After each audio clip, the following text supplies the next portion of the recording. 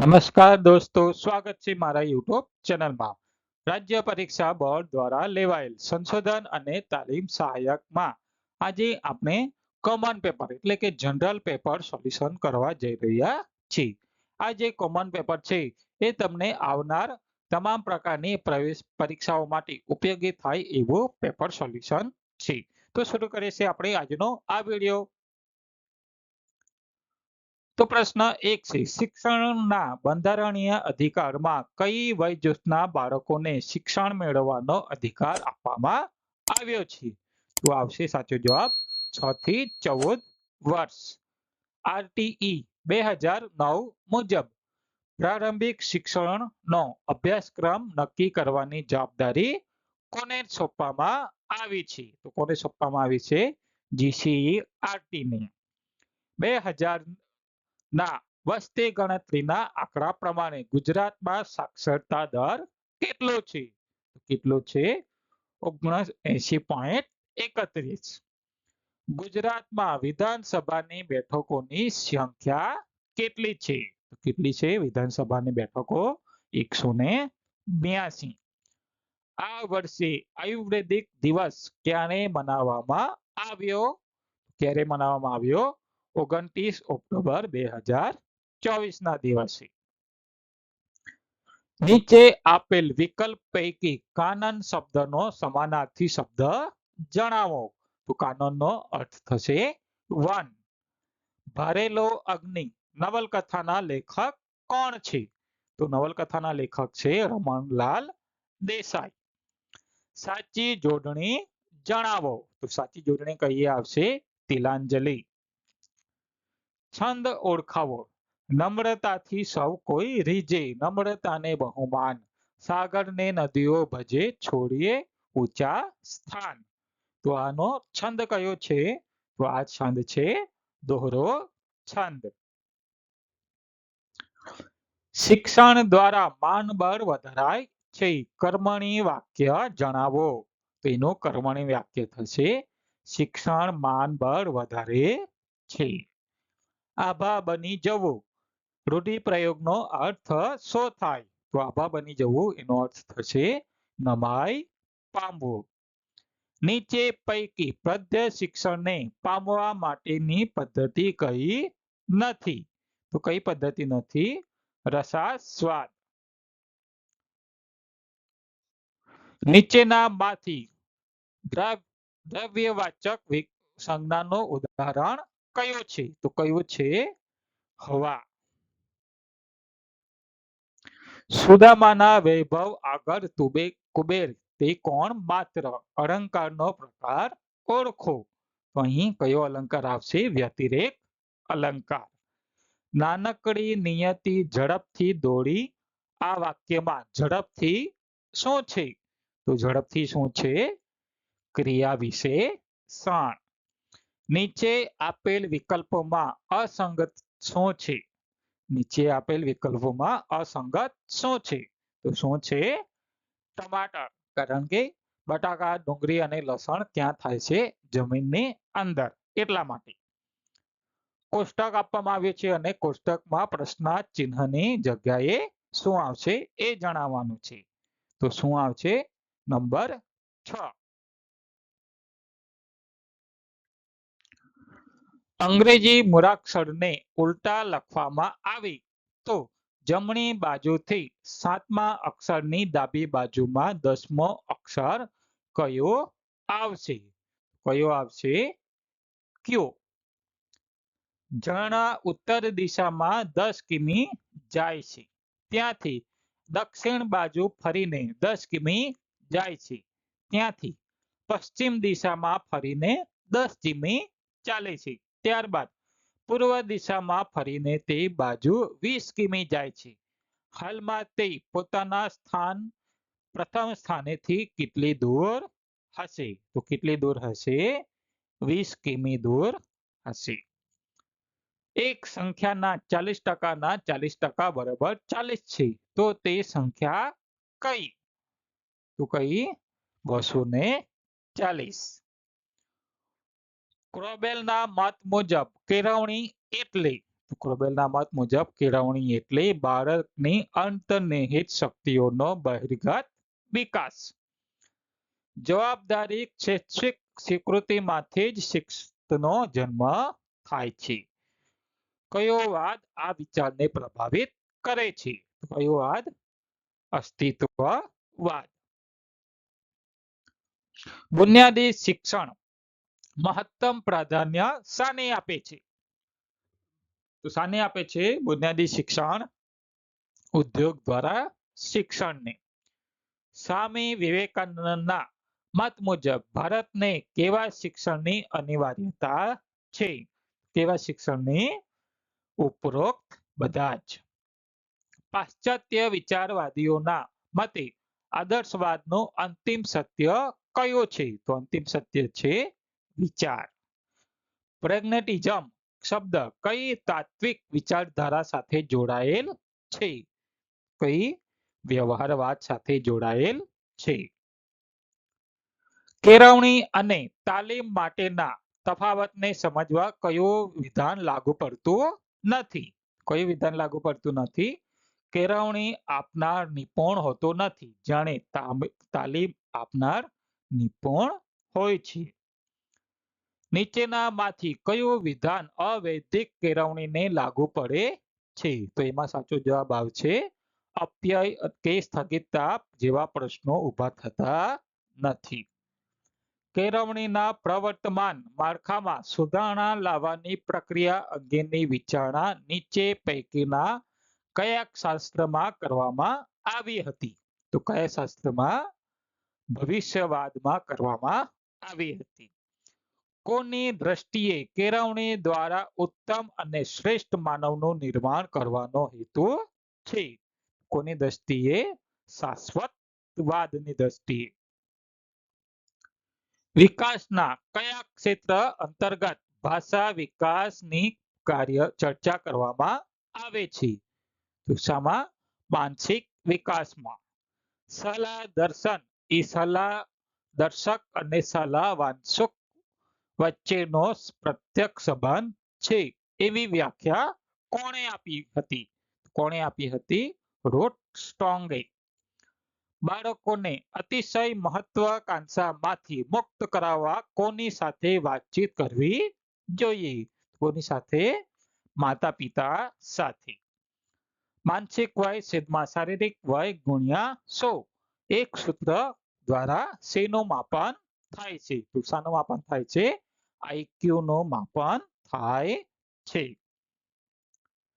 વાક્ય ફરી બોલવું એ પ્રશ્ન કયા પ્રકારની કસોટીમાં પૂછી શકાય? કયા પ્રકારની કસોટીમાં? શાબ્દિક વ્યક્તિગત કસોટીમાં પૂછી શકાય છે. શોધ અધ્યયનનો સિદ્ધાંત કોના દ્વારા આપવામાં આવેલ છે? તો કોના દ્વારા આપવામાં આવેલ છે? જેસેમી બ્રુનર દ્વારા. નીચેનામાંથી શું અધ્યયન નથી? તો શું અધ્યયન નથી? પ્રત્યક્ષિક ક્રિયાઓ અધ્યયન નથી. એક બાળક સાંવેગિક રીતે અસ્થિર છે તો તેના વ્યક્તિત્વ માટે શું લાગુ પડે? તો શું લાગુ પડે? અંતર્મુખી વ્યક્તિત્વ. થોર્નડાઇકના મતે નીચેના પૈકી કયા વિષયોમાં પરિસ્થિતિમાં રહેલું સામાન્ય તત્વ સંક્રમણમાં સૌથી વધુ મદદરૂપ થાય છે? શું મદદરૂપ થાય છે? ભૂગોળ અને ઇતિહાસ. જે ક્રિયા કરવાથી આપણને સંતોષ મળે છે તે ક્રિયા ફરી ફરી કરવી આપણને ગમે છે. શીખવાની પ્રક્રિયાનો આ કયો નિયમ છે? તો કયો નિયમ છે? પુનરાવર્તનનો નિયમ. ચલિતતાનો સૌથી વધુ વિશ્વસનીય માપ કયું? તો કયું? પ્રમાણ વિચલન. જ્યારે માપને સમાન એકમોમાં દર્શાવવામાં આવે અને નિરપેક્ષ શૂન્યથી શરૂ કરવામાં આવે તે માપ પદ્ધતિ કઈ? તો કઈ માપ પદ્ધતિ? ગુણોત્તર માપ પદ્ધતિ. સંશોધનમાં અમારા ઉપર પ્રયોગો કરવામાં આવી રહ્યો છે. આ સભાનતા બાહ્ય પદાર્થને જોખમમાં મૂકે છે તે કયા નામે ઓળખાય છે? કયા નામે ઓળખાય છે? હોર્થાર્ડ અસરના નામે ઓળખાય છે. સંશોધન અહેવાલ લેખનમાં પદ નોંધ માટે નીચેનામાંથી શું સાચું નથી? શું સાચું નથી? પદ નોંધ ચિહ્નનો ક્રમ પ્રત્યેક પ્રકરણ માટે સળંગ રાખવો. નીચે આપેલ પ્રાત્યાંકોના આધારે કાચો બહુલક શોધો. 21, 21, 28, 32, 35, 32, 28, 32. તેમાં કાચો બહુલક કયો છે? 32. વર્ગના મોટાભાગના વિદ્યાર્થીઓની ભાષામાં જોડણીમાં ભૂલો થાય છે. તો શિક્ષક કયા પ્રકારનું સંશોધન હાથ ધરશે? તો કયા પ્રકારનું હાથ? ક્રિયાત્મક સંશોધન. નીચેના પૈકી કઈ સંભાવના આધારિત નિદર્શન પદ્ધતિ છે? કઈ? યાદૃચ્છિક નિદર્શ પદ્ધતિ. વ્યક્તિ અભ્યાસ પદ્ધતિ એ કઈ સંશોધન પદ્ધતિમાં આવે છે? કઈ પદ્ધતિમાં આવે છે? સંબંધાત્મક પદ્ધતિમાં આવે છે.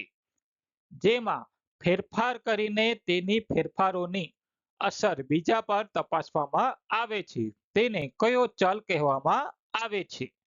કયો ચલ કહેવામાં આવે? સ્વતંત્ર ચલ. સેશન્સ કમિશનો દ્વારા અમુક પરિસ્થિતિના નિદાન માટેના સર્વેક્ષણો અને સમગ્ર દેશના શૈક્ષણિક સર્વેક્ષણોનો સમાવેશ શેમાં થાય છે? શેમાં થાય છે? મોટા કદના સર્વેક્ષણોમાં. એક જીવંત વર્ગખંડમાં કેવું વાતાવરણ જોવા મળે છે? કેવું વાતાવરણ જોવા મળે છે? વિદ્યાર્થી શિક્ષક વચ્ચે સતત સંવાદ. અસરકારક શિસ્ત માટે શિક્ષકે નીચેનામાંથી શું કરવું જોઈએ? તો શું કરવું જોઈએ? વિદ્યાર્થીઓ સાથે વિનમ્રતા અને દૃઢતાથી વર્તવું જોઈએ. વર્ગખંડમાં જોવા મળતા ડિસ્લેક્સિક વિદ્યાર્થીઓમાં કેવા પ્રકારની ખામી જોવા મળે છે? કેવા પ્રકારની ખામી જોવા મળે? વાંચનમાં ખામી. શીખવવા માટે શિક્ષક દ્વારા નીચેનામાંથી કઈ પ્રવૃત્તિઓનો ઉપયોગ કરવામાં આવે છે? તો કઈ પ્રવૃત્તિઓમાં ઉપયોગ કરવામાં આવે? A, B અને C એટલે કે વ્યાખ્યાન, ઇન્ટરેક્ટિવ વ્યાખ્યાન અને ગ્રુપ વર્ક. કસોટી જે લક્ષણોનું માપન કરવા બનાવેલ હોય તે લક્ષણોનું માપન કરે અને અન્ય લક્ષણોનું નહીં ત્યારે તે કસોટી ખાલી જગ્યા છે. એ કસોટી કેવી છે? યથાર્થ છે.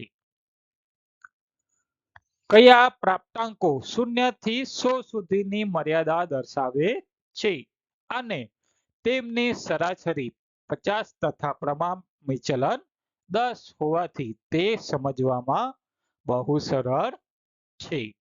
તો કઈ? તો એમાં આવશે ટી પ્રાપ્તાંકો. પડઘા પ્રશ્નો એટલે? તો પડઘા પ્રશ્નો એટલે શું? શિક્ષણ માહિતી રજૂ કરી તરત જ પ્રશ્નો પૂછે તે પ્રશ્નો એટલે પડઘા પ્રશ્નો. વિદ્યાર્થીઓમાં જિજ્ઞાસા વૃત્તિ શીખવવા માટે નીચે પૈકી કઈ અધ્યયન પ્રવિધિ ઉપયોગી છે? તો કઈ અધ્યયન પ્રવિધિ? નિદર્શન અધ્યયન પ્રવિધિ. વર્ગખંડની કયા પ્રકારની આંતરક્રિયાથી સ્વયં શિક્ષણને વધુ તક મળે છે? શાને? વિદ્યાર્થી અને સામગ્રી વચ્ચે થતી આંતરક્રિયા. પ્રશ્ન નંબર 60. પ્રોફેસર નેક લેન્ડર્સે વર્ગખંડના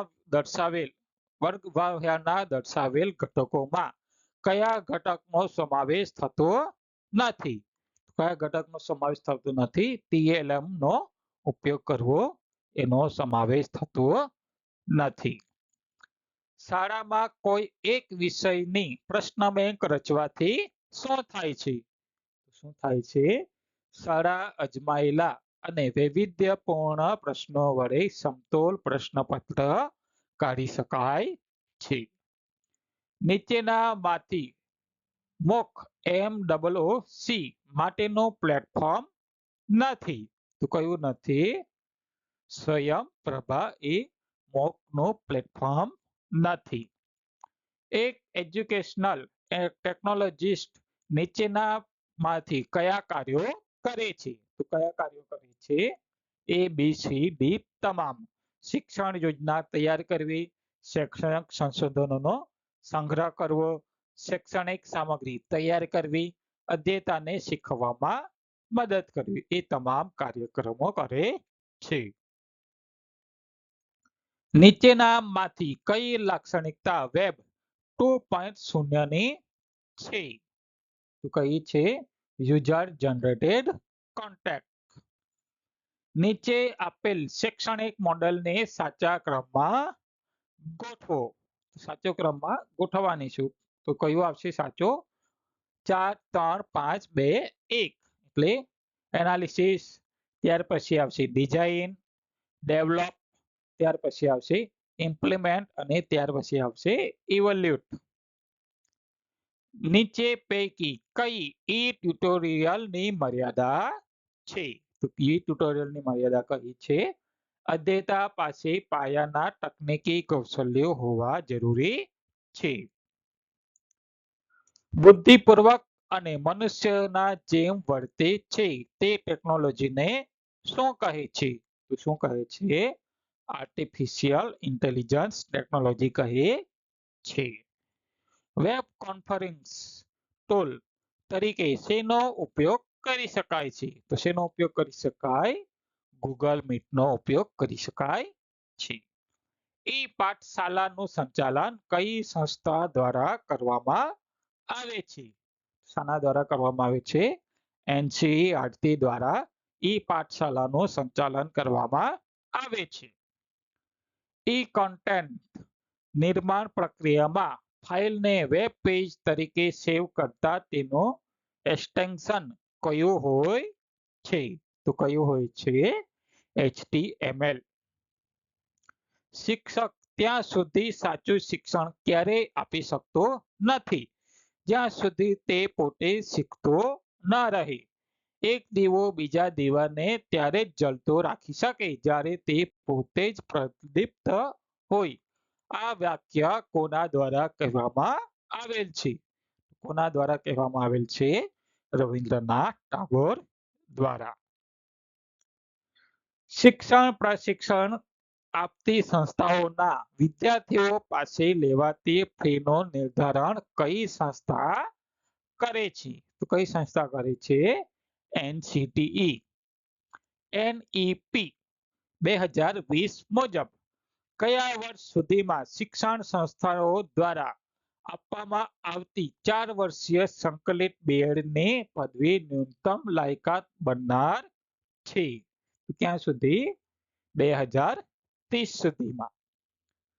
પ્રાથમિક શિક્ષણથી માંડીને ઉચ્ચ શિક્ષણ સુધીની તાલીમ અને શિક્ષણ ક્ષેત્રને લગતા સંશોધનો કરતી સંસ્થા રાષ્ટ્રીય કક્ષાએ કઈ છે? કઈ છે? NCERT. NCF એટલે શું? તો NCF એટલે શું? રાષ્ટ્રીય અભ્યાસક્રમ દસ્તાવેજ. MHRD 1989માં DIET માટે પ્રસિદ્ધ કરેલ ગાઈડલાઈન મુજબ ડાયટમાં કેટલી શાખાઓ જોવા મળે છે? કેટલી શાખાઓ જોવા મળે? 7 શાખાઓ જોવા મળે છે. કઈ રાષ્ટ્રીય શિક્ષણ નીતિ કમિશનની ભલામણ અંતર્ગત દેશમાં જિલ્લા શિક્ષણ અને તાલીમ ભવનોની સ્થાપના કરવામાં આવી છે? તો કઈ? NEP 1960 મુજબ. નીચેનામાંથી કયું NCTE નું કાર્ય નથી? તો કયું કાર્ય નથી? CBSE શાળાઓને માન્યતા આપવાનું કાર્ય. સેવાકાલીન શિક્ષકોને તાલીમ આપવા માટે જિલ્લા શિક્ષણ અને તાલીમ ભવનમાં કઈ શાખા કાર્યરત છે? કઈ શાખા કાર્યરત છે? IFIC. ભારતમાં શિક્ષણ પ્રશિક્ષણ માટે નીચે પૈકી કયું કમિશન સમિતિ રચવામાં આવેલ હતું? કયું કમિશન? Justice Verma commission. માત્ર પુરુષો માટે પ્રખ્યાત નૃત્ય કયું છે? તો કયું નૃત્ય? મેર નૃત્ય પુરુષો માટે પ્રખ્યાત છે. મહર્ષિ પતંજલિએ યોગ સૂત્રમાં શરીર, મન અને પ્રાણની શુદ્ધિ માટે યોગના કેટલા અંગો સૂચવ્યા છે?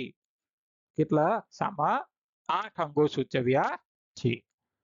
અંગૂઠો અને તર્જનીનો પ્રથમ ટોચનો ભાગ સ્પર્શેલો રાખી 3 આંગળા ભેગા રાખી સીધે રાખવાથી કઈ મુદ્રા થશે?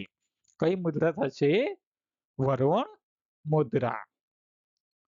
વર્લી પેઇન્ટિંગ માટે કયું રાજ્ય પ્રચલિત છે?